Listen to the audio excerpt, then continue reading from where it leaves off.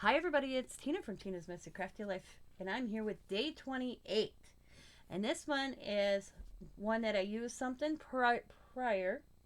And if I look, I probably can find it real quick. So let me see.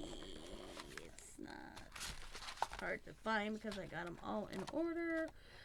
So then the reason I want to show you this is so you can see the difference. So right there. Got like that. So on this one, this is how day 28 I did dragonflies and butterflies. And of course my background. But you see this piece right here? This is the inside of these dragonflies that were used. That's when I peeled these off and that's what was left. So all I did is cut that out. Whoops, I'm losing something. There we go. And added it to this one. Ain't that kind of cool? I like how that looks. Both of them look so cool. So that was on day 12, and this is day 28.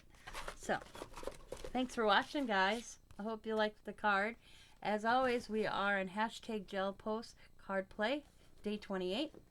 Into the box we go. I will see you on the next one. A few more days left.